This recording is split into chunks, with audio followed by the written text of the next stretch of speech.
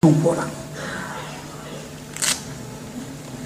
Vous présenter son ouvrage nécessite donc de le situer dans l'horizon intellectuel. C'est ce que je vais tenter de faire. Je ne ferai pas d'insulte au professeur Tariq Ramadan d'être d'une fausse courtoisie, ou bien d'une courtoisie qui banalise le discours. Ce n'est profitable à personne. M. Tariq Ramadan a ses idées. Il est présent partout, dans les médias, dans les tribunes et dans les librairies. Ses ouvrages sont nombreux. Son prestige est grand. Voilà un premier mot pour le situer. Il s'agit d'un personnage indiscutablement charismatique et prestigieux. Sa réputation l'a précédé dans ce pays, preuve l'affluence dont témoigne cette salle. Vous êtes nombreux qui sont venus l'écouter. On a dû refuser du monde. La salle s'était révélée trop petite. Comment vais-je vous présenter le professeur Tariq Ramadan d'une façon objective, qui ne trahit pas sa pensée et qui en même temps soit une présentation critique et non pas laudative. Entre universitaires, sur le plan scientifique, l'attitude laudative est stérile. Elle ne fait pas avancer la pensée. La pensée n'avance que dans la confrontation. Pour ma part, vous ne le savez peut-être pas, ou sûrement pas, j'ai toujours dit, je ne cesserai de dire, que ma religion est la liberté. J'accepte toutes les critiques, voire les insultes. On m'a bien désigné comme un apostat, kafir. On l'a inscrit sur mon front, dans Facebook. On a ceinturé ma maison d'inscription dont voici la traduction. Chien, apostat, ici la maison de Satan. J'ai trouvé que c'est normal, tout à fait naturel. Une seule chose m'a choqué. C'est lorsqu'on m'a dit que ma tête est mise à prix et que celui qui me tuerait ferait une bonne œuvre vis-à-vis de Dieu. Mais c'est le discours des salafites djihadistes. Pour eux, c'est leur devoir de tuer ceux dont leur esprit porte atteinte à la religion.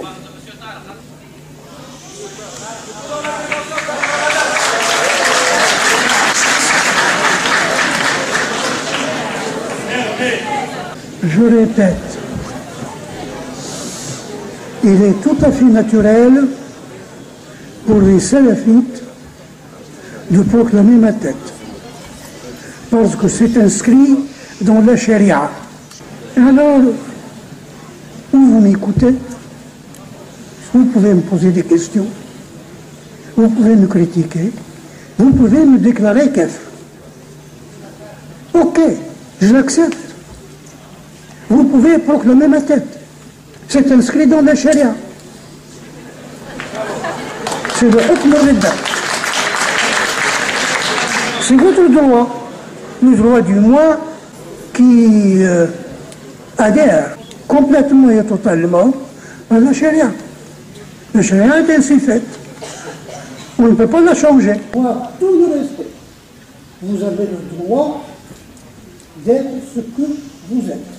Nous avons même besoin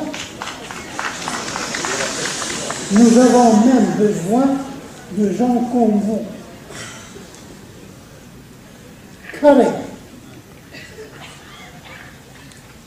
exigeants, adhérents à la charia avec foi et conviction.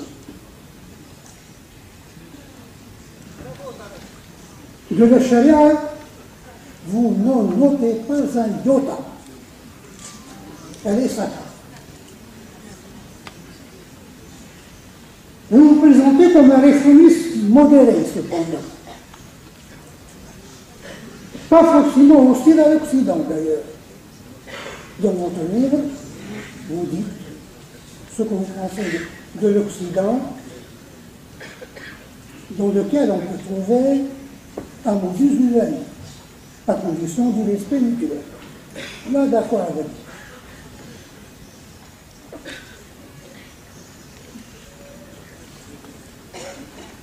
Vous cherchez avec l'Occident des accommodements qui respectent les consciences musulmanes, intransigeantes sur le respect de la chair. Et là, il est point de vue. Autant dire que c'est la quadrature du cercle. Comment un pays occidental, accueillant une communauté musulmane importante, puisse faire de sorte qu'il respecte la conscience de cette communauté et lui assure une vie selon la charia. Charia et les lois de la République sont incompatibles. L'Occident vit ce drame avec ses communautés musulmanes.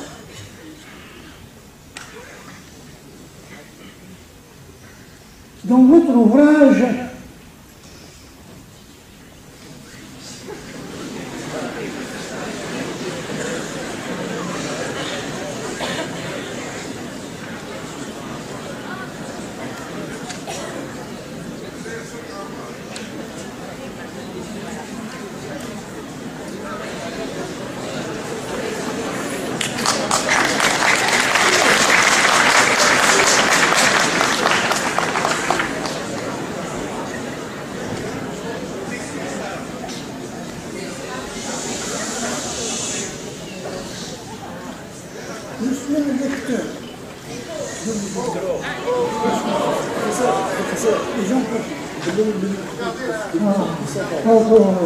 je suis un lecteur de vos œuvres, et j'en profite.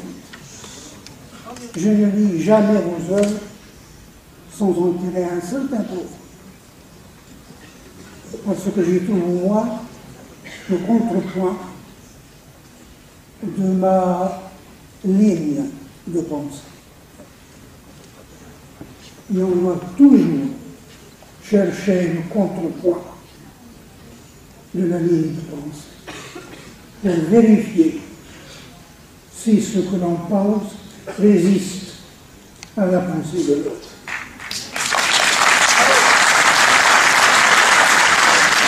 Dans votre ouvrage, donc, aux sources du renouveau musulman, j'insiste sur le mot renouveau, vous voulez rénover la pensée musulmane. Moi aussi. Moi aussi, dans toutes mes œuvres récentes, il est inscrit rénovation de la pensée musulmane. Mon ouvrage sur Jésus et l'histoire, en titre, porte Rénovation de la pensée musulmane. Mon ouvrage à Benoît XVI, je lui réponds, porte le titre au-dessus, Rénovation de la pensée musulmane. Vous rénovez la pensée musulmane? Je rénove la pensée musulmane, mais chacun à son niveau. Dans cet ouvrage,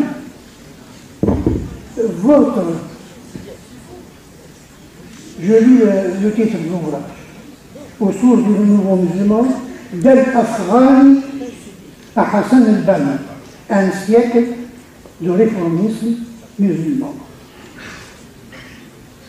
Vous vous inscrivez dans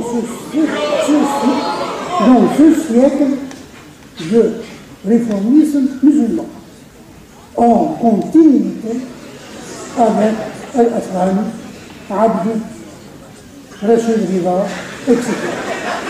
Nous aussi, en Turquie, etc. Dans cet ouvrage, c'est normal, c'est votre grand-père qui tient la place centrale. Votre grand-père m'appelle. Vous y faites commencer la liste des réformistes auxquels vous appartenez par Mohammed ibn Abd al-Wahhab, 1703-1792, le fondateur du wahhabisme, aujourd'hui conquérant.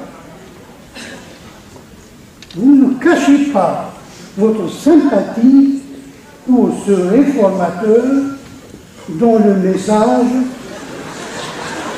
vous dites, dont le message est fondé, je vous cite, sur la fidélité au message de l'islam. De là à vous situer dans le courant wahhabite, il n'y a qu'un pas. Même un courant wahhabite continue. Pardon. Donc vous êtes l'aboutissement. Mais c'est là. On ne peut pas le nier.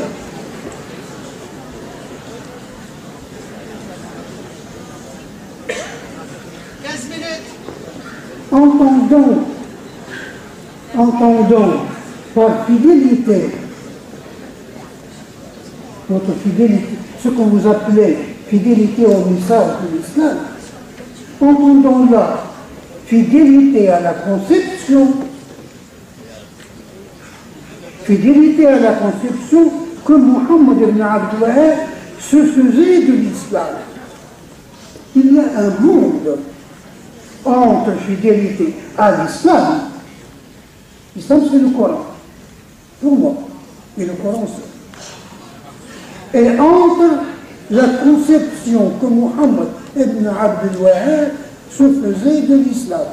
Mohammed ibn Abd al-Wahhab prenait sa conception qui se faisait de l'islam pour être l'islam intégral, total, unique, le seul bon et le seul vrai. C'est son droit.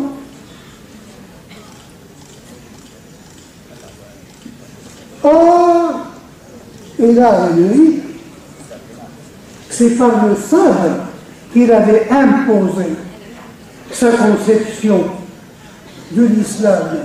C'est indéniable. Historiquement, les faits sont là. On ne peut pas les nier. Il a même dessiné les gens de toute une ville. C'est par le sage qu'il avait imposé sa conception de l'islam au profit de la famille des Saoudiens.